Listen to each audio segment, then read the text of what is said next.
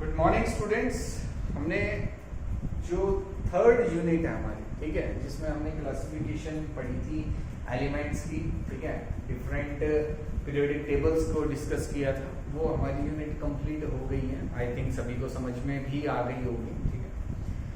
आज हम नेक्स्ट जो हमारी यूनिट है, unit number 4, that is chemical bonding and molecular structures.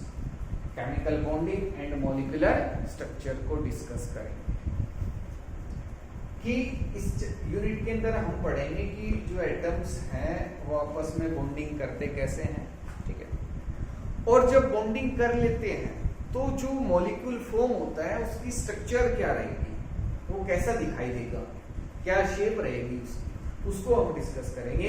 उसकी क्या प्रॉपर्टीज रहेंगी कि वो मैग्नेटिक प्रॉपर्टीज शो करेगा नहीं करेगा, कलर शो करेगा नहीं करेगा, ठीक है, उसकी जो भी शेप आ रही है वो क्यों है, उसको हम सब डिस्कस करेंगे अच्छे से डिटेल के, ठीक है। तो अगर हम स्टार्ट करें तो सबसे पहले हम देखिए कि मॉलिक्यूल, अगर कोई आपसे पूछे कि मॉलिक्यूल क्या होता है तो क्या बताएंगे? The group of atoms, the group of atoms in which atoms bonded together,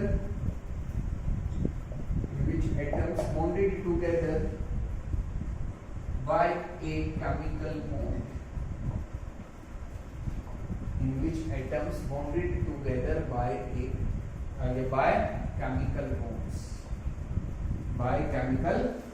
जिसके अंदर एटम्स जो हैं वो एक दूसरे के साथ बॉन्डेड रहेंगे, अटैच रहेंगे, ठीक है, या हम वर्ड यूज कर सकते हैं एटम्स आर अटैच्ड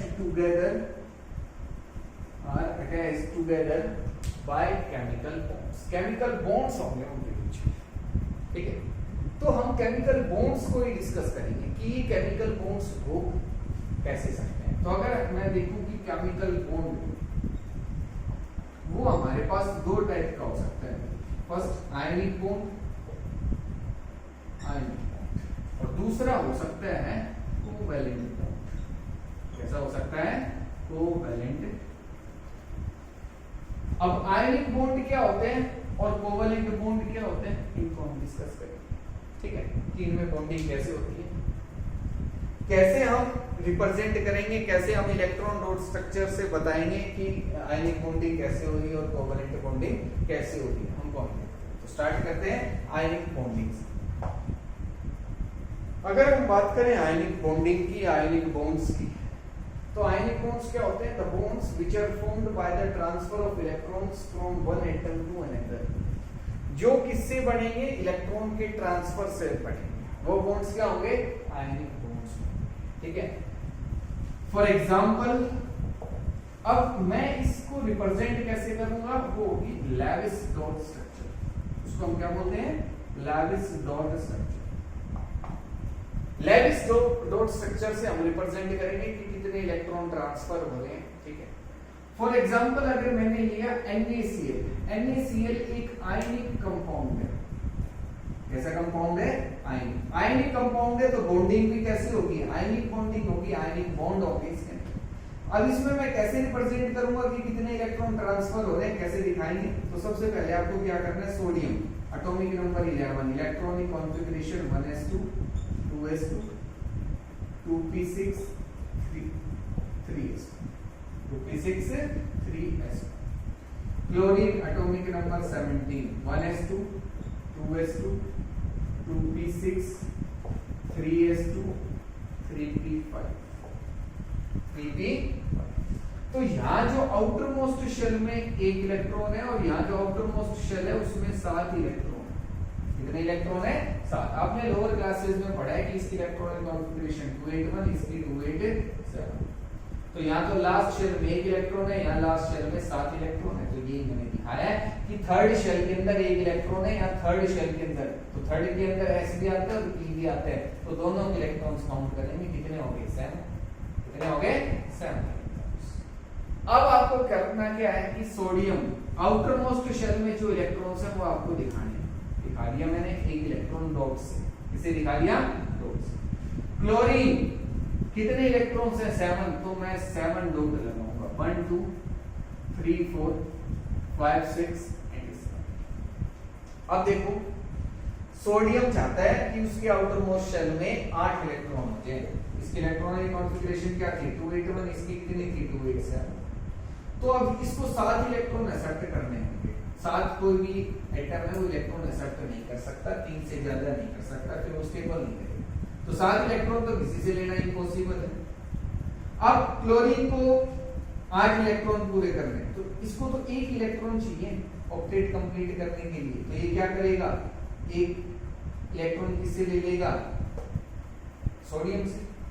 और जब एक इलेक्ट्रॉन सोडियम से ले लेगा तो सोडियम के पास कितने इलेक्ट्रॉन्स बच गए 10 2 8। लास्ट आखिरी शेल में कितने इलेक्ट्रॉन्स हो गए 8। तो ये चाहिए सोडियम, क्योंकि आउटर मोस्ट शेल जो रहे उसके अंदर 8 इलेक्ट्रॉन्स थे। तो इसका ऑक्टेट भी कंप्लीट हो गया, इसका भी हो गया।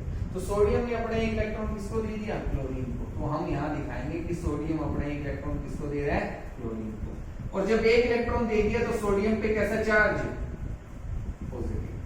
सोडियम पे कैसा चार्ज, पॉजिटिव। और क्लोरीन पे कैसा चार्ज, क्लोरीन पे कैसा चार्ज, नेगेटिव। और इनसे क्या बन गया,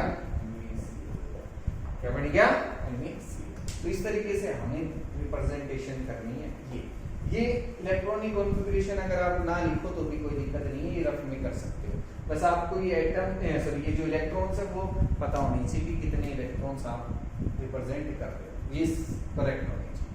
अगर यहाँ गलत कर दिया तो ये स्ट्रक्चर भी गलत आएगा। अब और देखते हैं एग्जांपल कुछ कि अगर और आपके पास अगर आयनिक कंपाउंड्स रहें तो आप उनकी कैसे इलेक्ट्रॉन रोल स्ट्रक्चर रिप्रेजेंट करोगे। For example CaCl, CaCl। अगर CaCl2 की हम बात करें तो calcium atomic number 20, electronic configuration 1s2 2s2 2p6 3s2 3p6 and 4s2। Chlorine atomic number 17 1s2 2s2 2p6 3s2 3p5। अभी हमने की थी पहले। तो अगर मैं आपसे पूछूं कैल्शियम के अंदर कितने इलेक्ट्रॉन हैं लास्ट शेल में, तो आप क्या बताओगे, 2 इलेक्ट्रॉन्स हैं, क्योंकि फोर्थ शेल है अब लास्ट। जहां देखो शेल कैसे काउंट करेंगे, इस नंबर से 3 है 4 है 5 है 6। तो 4 अगर ये 3 होगा तो 3 में जितने भी S होंगे या P होंगे उसमें जो भी इलेक्ट्रॉन्स है, जितने भी इलेक्ट्रॉन्स है सब काउंट कर लो। तो अगर ऐसा ही होता तो यहाँ मेरे पास इलेक्ट्रॉन होते 8, क्योंकि 3 थर्ड शेल जो है उसके अंदर S है और P है, दोनों के अंदर टोटल कितने इलेक्ट्रॉन्स हो गए 6 + 2 8। ठीक है, अब मेरे पास है 4s2, तो लास्ट शेल तो कौन सा हो गया 4, तो उसके अंदर S ही है और S के अंदर कितने इलेक्ट्रॉन है 2। तो यहाँ आउटर मोस्ट शेल में कितने इलेक्ट्रॉन्स हो गए 2। अब अगर मैं क्लोरीन देखूं तो क्लोरीन में कितने हैं 7, क्योंकि थर्ड शेल के अंदर देखेंगे थर्ड में S भी आता है और P भी आता है, तो दोनों में कितने इलेक्ट्रॉन्स है 7। अब दोनों के इलेक्ट्रॉन्स लिख लो, डॉट से रिप्रेजेंट कर लो। कैल्शियम में कितने हैं 2। और देखो अब इस स्ट्रक्चर के अंदर ये जो हमें फॉर्मूला दिया है स्ट्रक्चर में, सॉरी ये जो हमें फॉर्मूला दिया है इसके अंदर कितने क्लोरीन है 2। एक क्लोरीन के अंदर कितने इलेक्ट्रॉन्स आउटर मोस्ट शेल में 7। तो एक क्लोरीन आउटर मोस्ट शेल में कितने इलेक्ट्रॉन्स 7। एक दूसरा क्लोरीन उसमें भी अब कितने होंगे 7 ही होंगे। तो मैंने लिखा यहाँ जितने क्लोरीन हो, जितने भी एटम्स हो, चाहे कोई भी एटम हो, जितने होंगे उतने आपको यहाँ रिप्रेजेंट करने होंगे। अब कैल्शियम क्या करेगा, एक इलेक्ट्रॉन इसको दे देगा, एक इलेक्ट्रॉन इसको दे देगा, क्योंकि कैल्शियम को देखो इसकी इलेक्ट्रॉनिक कॉन्फ़िगरेशन है 2882, इसकी है 287। तो इसको अपना ऑक्टेट पूरा करना है तो ये 2 इलेक्ट्रॉन डोनेट करेगा, 2 क्लोरीन एटम्स को दे देगा एक अपना इलेक्ट्रॉन। तो इसके पास तो 288 इसकी इलेक्ट्रॉनिक कॉन्फ़िगरेशन, इसका ऑक्टेट क्या होगा पूरा। और जब एक क्लोरीन एक्सेप्ट करेगा तो इसमें भी 8 और इसमें भी 8, इनका भी ऑक्टेट पूरा होगा। तो कैल्शियम ने क्या किया, आपने दोनों इलेक्ट्रॉन्स डोनेट कर दिए, एक इस क्लोरीन को दे दिया, एक इस क्लोरीन को। जब ऐसा होगा तो कैल्शियम पे कैसा चार्ज आएगा 2 पॉजिटिव, क्योंकि 2 इलेक्ट्रॉन इसने डोनेट कर दिए। और जो क्लोरीन है उस पे कितना चार्ज आएगा 1 नेगेटिव। कितने क्लोरीन है 2, और अब इससे क्या बन गया Ca, क्या बन गया CaCl। तो इस तरीके से आप आयनिक बॉन्डिंग को रिप्रेजेंट कर सकते हो, आयनिक बॉन्ड्स को दिखा सकते हो कि आयनिक बॉन्डिंग कैसे हो रही है इलेक्ट्रॉन डॉट स्ट्रक्चर से। इसे रिप्रेजेंट करेंगे इलेक्ट्रॉन डॉट स्ट्रक्चर से। वो आपको मैंने समझा दिया कैसे करना है। अब मैं कुछ एग्जांपल्स लिख रहा हूँ जिनकी इलेक्ट्रॉन डॉट स्ट्रक्चर आपको रिप्रेजेंट करनी है अपनी फेयर नोटबुक के अंदर, और वो है आपके पास AlCl3 और Na2 MgO, और एक है आपके पास BeCl। ये इन सभी कंपाउंड्स की आपको इलेक्ट्रॉन डॉट स्ट्रक्चर जो है वो रिप्रेजेंट करनी है अपनी फेयर नोटबुक की, ठीक है।